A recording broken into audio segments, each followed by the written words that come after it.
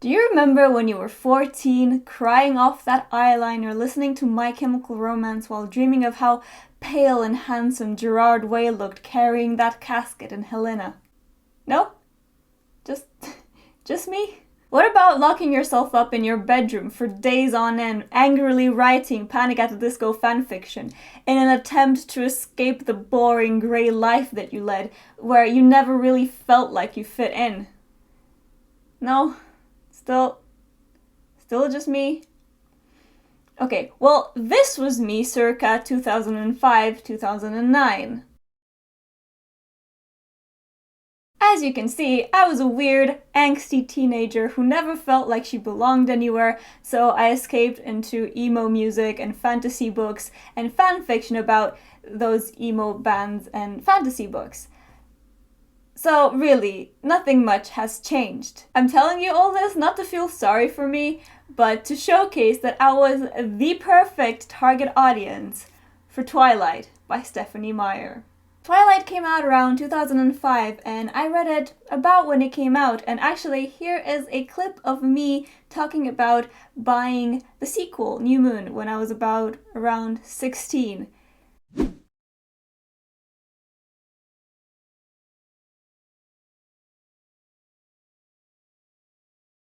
I bought this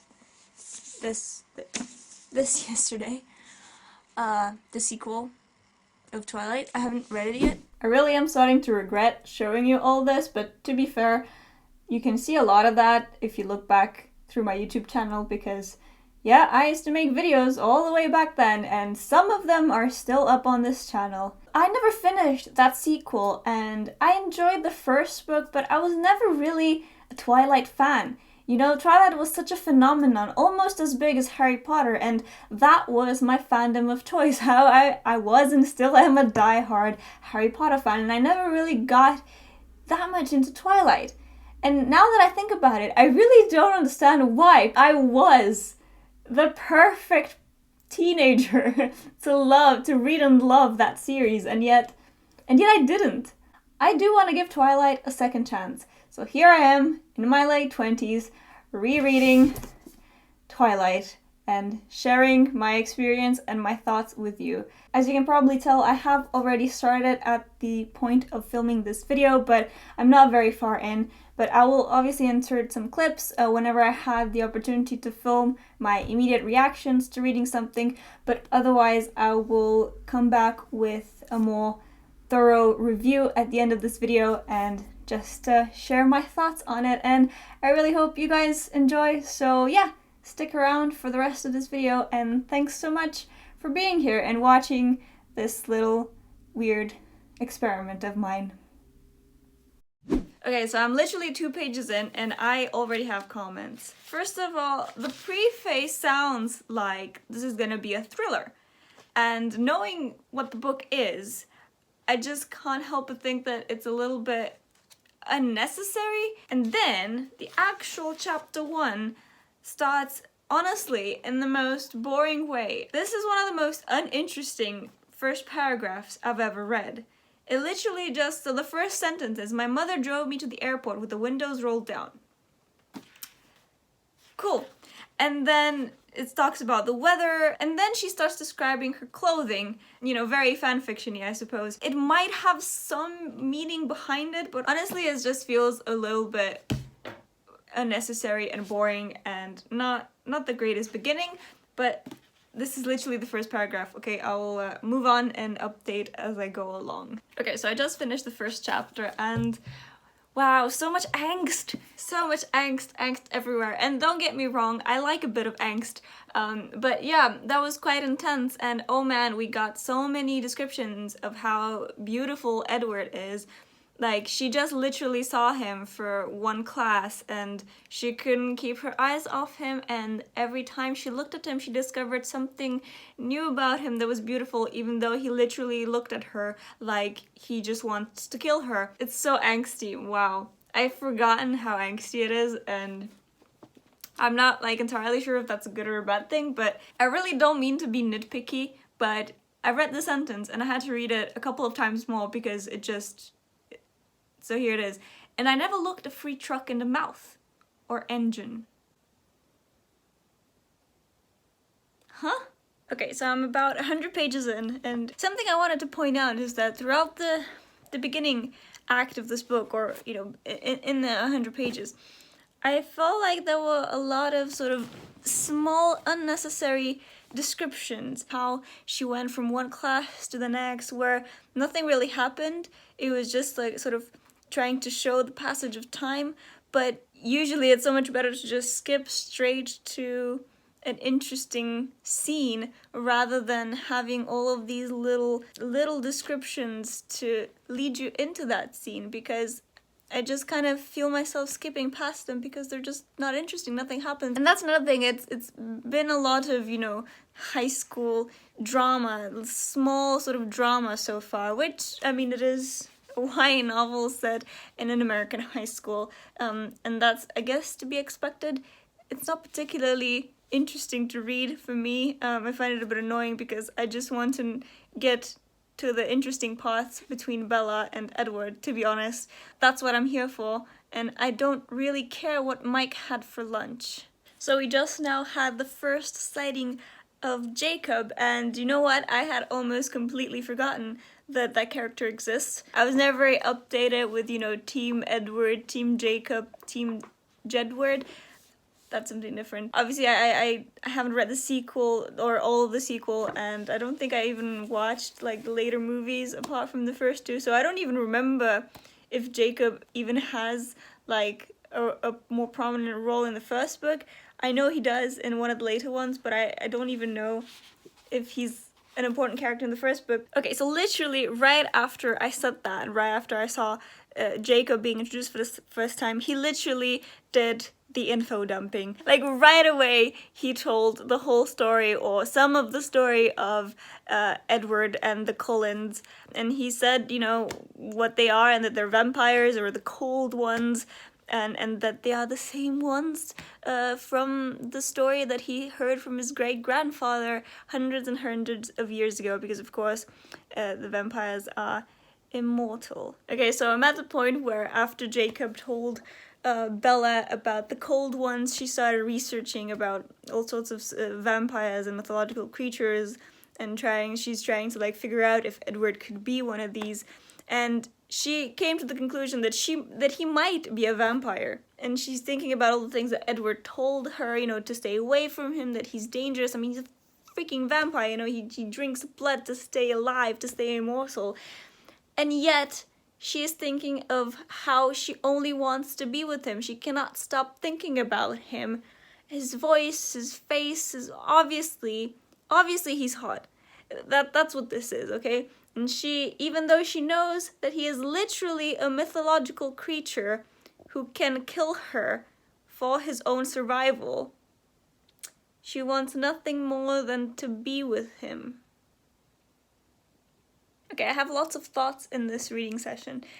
So now she literally turned Mike down again. Poor Mike. It is funny how the new girl in town suddenly gets all of the guys, or a good proportion of the guys, to just immediately fall in love with her. So this Mike guy, he's been with her since the first day. You know, she called him a retriever because he was always on her heels, and he was literally just trying to be nice to the new girl, you know, and show her around. And I mean, I get it. Obviously, if someone is obviously into you, but you're not into them, you know, you should make that pretty clear. But she doesn't do that. Instead, she deflects it by saying that Jessica, this other girl, is really into Mike. Obviously, Mike is really into Bella. Why can't she just tell him, you know, that she's not interested? Another thing I thought was funny, she's now trying to distract herself by trying to read some Jane Austen. So she's trying to read Pride and Prejudice and Sense and Sensibility, and she started with Sense and Sensibility, but she couldn't move past the first chapter because the hero of the story happened to be named Edward.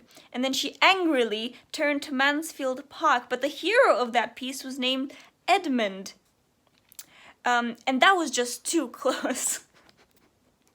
And now I just got to the tagline of this entire novel, About 3 things I was absolutely positive.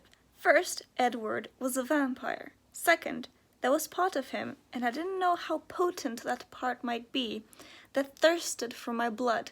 And third, I was unconditionally and irrevocably in love with him. Girl, you need to set your priorities right. That is not... Nope. No. No. Nah. One eternity later. I really don't want to read this anymore. I've stopped reading it for such a long time, and look at all of the tabs I have, and I only have about less than 100 pages left, I think. I don't feel like reading it. I really don't. If this was just a normal reading for me, I would DNF this book because I have no desire to pick it up, and it has been sitting on my nightstand for months without me picking it up because I don't like it, and I just don't want to read it, it's just I'm not enjoying it. But since I'm making this video, I'm gonna force myself to make it past the last 90 pages or so and give you my thoughts on it. I felt moisture filling up my eyes as I looked at Emmett. I felt moisture. Who says that? Who says that? That is such an awkward way to phrase that. Why not just say, my eyes welled up, or tears welled up in my eyes? I felt moisture filling up my eyes. Alright, so now I'm at the part where she's going to try and save her mother because she thinks her mother has been kidnapped by this James guy. And she sits in a cab, and again, she thinks of Edward. Just that's all she thinks about, Edward. Her mom is literally being kidnapped, taken hostage by another vampire, maybe being tortured right now, and yet she thinks of her boyfriend and how gracefully he would move through the crowds of people separating us. Okay, and now we get to the part where she wants to be transformed into a vampire as well. Of course she would. She wants to be transformed into as Edward puts it nicely, a monster. Just so she could be with him forever. That's the only reason. This character, I swear, this character makes me so mad. Yeah, so I'm done. I finished it after what, 8 months? It took me 8 months to get through this. And all I have to say right now is, ugh. I'll gather my thoughts and then I'll make a more coherent review next. Why did I read this? Why did I do this to myself?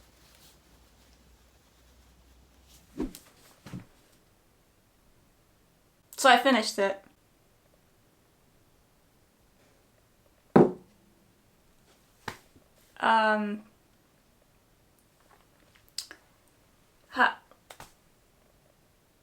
I hate it.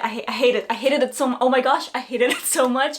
I'm so sorry, Twilight fans. I made some notes, so I'm gonna keep reading through my notes just to make sure I don't get off track too much and just end up just ranting. I mean, let's be real, this is a rant, but just to keep it on track and to actually try to give you some points, because yes, okay, yes, okay. I need to calm down, first of all. So as I told you in the previous clips, it took me 8 months to finish to finish Twilight. It's a 300 and something page book. It should not have taken me 8 months. Why did it take me 8 months? Because I did not want to read it. I do not like this book.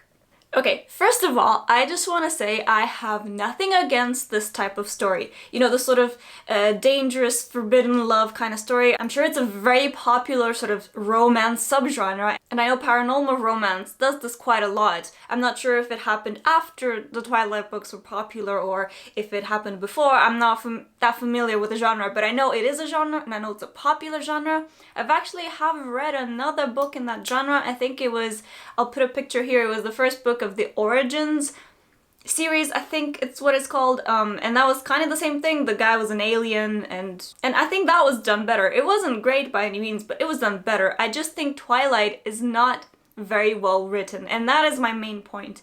And not just the book as a whole, but the characters. The characters, and especially Bella. Oh my gosh, Bella.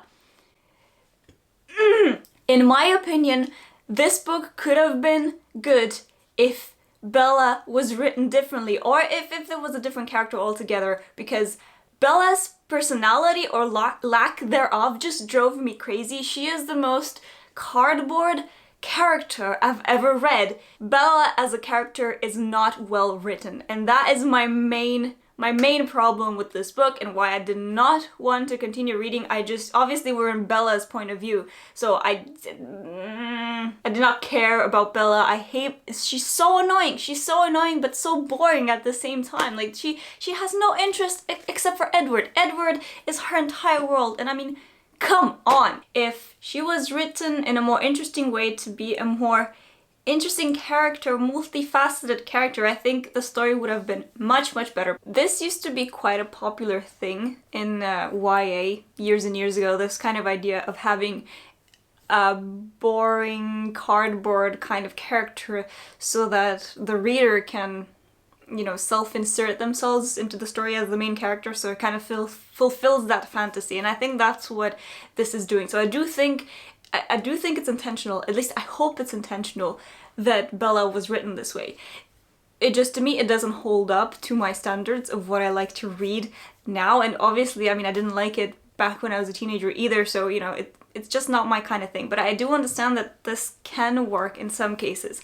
I just don't think it worked at all in this case, and it's just not something I enjoy at all in books. I like the main characters to have some sort of personality, to be interesting. I don't need to identify 100% with them. I can identify with parts of them, maybe. And I also don't necessarily look to self-insert myself in the story, but I totally understand that is a thing, and it's okay. It's not my thing. I don't enjoy it, and I feel like this was taken to an extreme in that regard. But then, of course, there's the whole creepy romance that doesn't really have any chemistry, and it's really problematic. Yes, it is very problematic. Edward is creepy as all hell. He watches her sleep. He is controlling, and ever since they met and Bella decides that Edward is the most beautiful thing in the whole world, everything revolves around him. Everything he decides to do, Bella just goes along with. She does not make any of her own choices anymore. The only point that Bella is at all proactive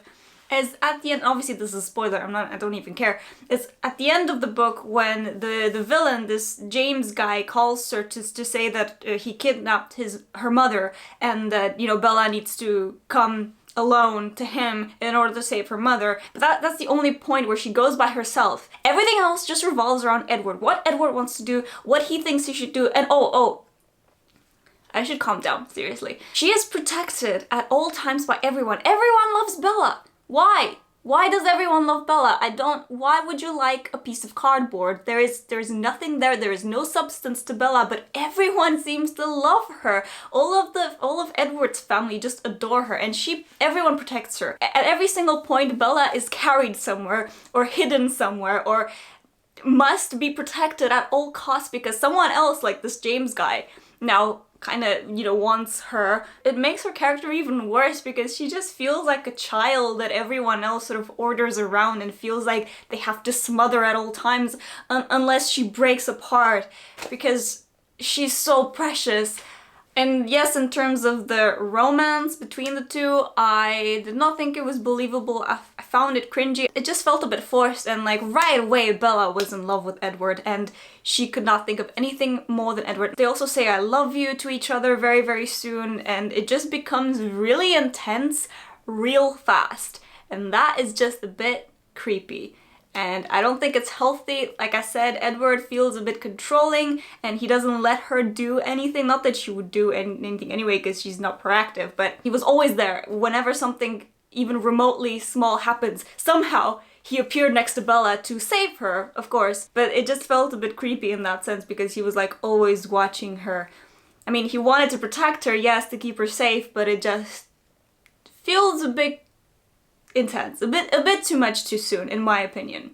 And I mentioned the villain. There's this James vampire guy who, at the end of the famous baseball game scene, is very attracted to Bella's smell, and he starts tracking her so that everyone starts panicking and hiding Bella again. He pretends to be kidnapping Bella's mother to get her alone to kill her, pretty much. So of course Edward comes to Bella's aid and saves her.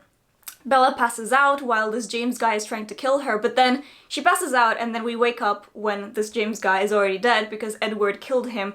We don't see that. We don't see the fight. I would have at least liked to see, you know, two very powerful vampires fight each other, but no, it's all about Bella, and she passes out and then, hey, she is saved because of course she needs to be saved. I made a lot of tabs. Some of them I talked about, but I'm just gonna go through them quickly just to see if there's anything I haven't talked about yet of how ridiculous it was.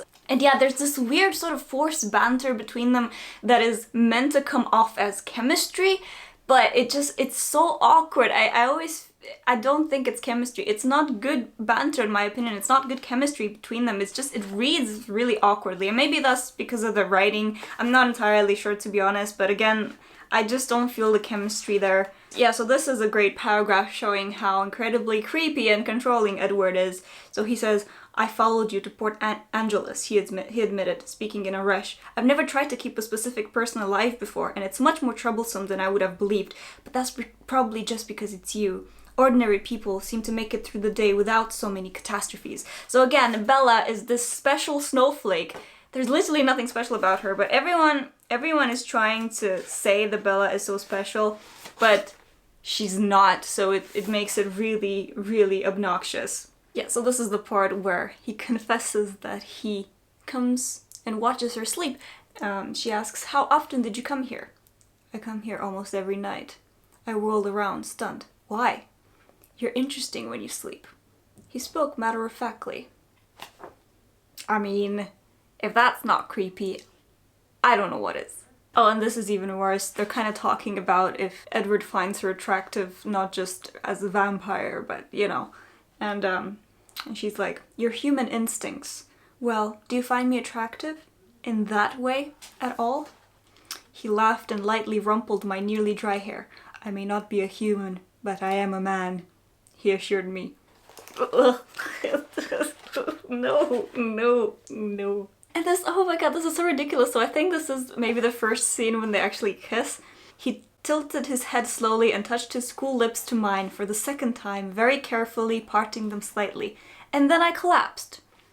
Because that's a normal reaction to being kissed, apparently for the second time, by this guy.